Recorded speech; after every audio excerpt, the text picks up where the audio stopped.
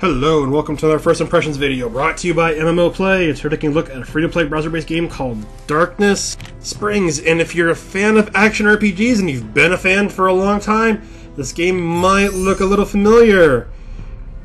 First of all, it is a browser game and it doesn't seem to have a full screen option, but other than that, who else here is getting a Diablo vibe?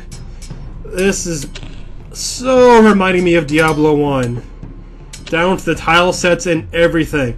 It is an action RPG, and it's also kind of a classless one. It is a free-form progression, as you could call it. You make your character how you want. For the most part, the skill system is you pick a skill, and you level, which we'll look at, I promise, and you just level it up, and each item has certain requirements. So if I had a higher level sword, it would require a sword skill that's a little higher. If I'm wanting to do magic, I need to increase my magic, my mana, so I can use higher levels of spells and better spells. So it is a classless progression. It's an action RPG, isometric, no download. So chances are, if you have been gaming since the 90s, you might get a little nostalgia. Even the music, it just has that vibe to me. Also, the fact that there's no sprinting. You kind of move at the same pace the characters in Diablo 1 did too. The sound assets might not be quite the same, but this game also did just recently go free to play and is browser based. There is a gold system. There are merchants in town. We will see them in a little bit. We're going to go to town actually right now. Also, I didn't see a town portal, but maybe I just not yet. Made me a little sad though. So this is not Tristram. Even if it's kind of looking a little like it. It looks like we have Griswold's hut right here. No, not quite. It's the inn.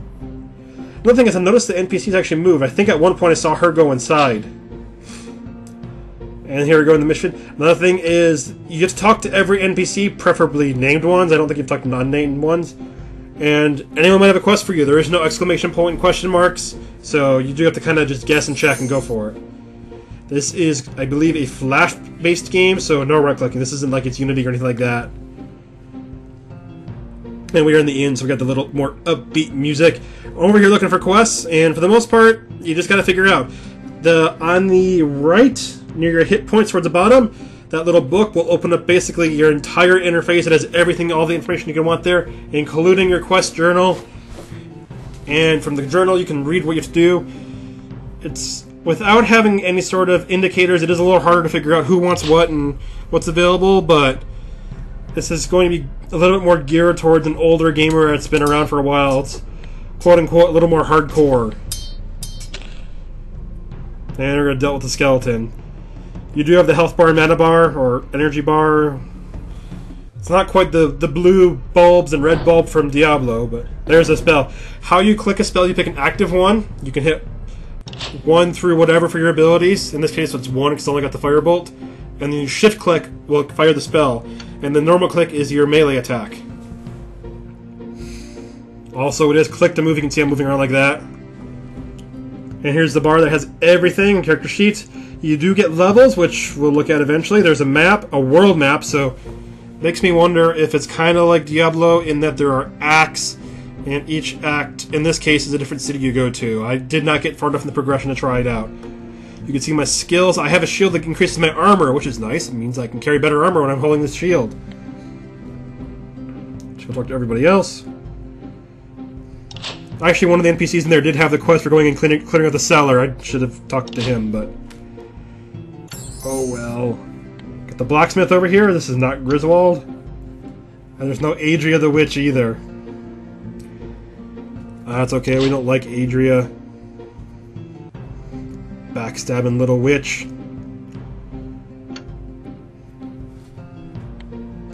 It was her that convinced the Wanderer to put the soul stone in his... Oh, wrong game.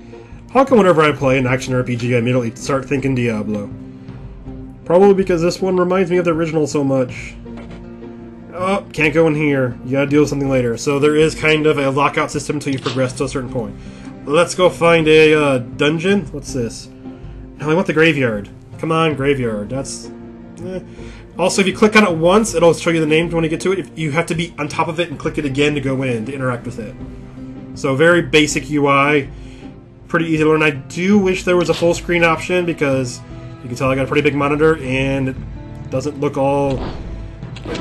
Even if it's going to be a low resolution, I still would like full screen. My old eyes, I can't take that little monitor anymore. And there we go, leveled up. You can see I can get...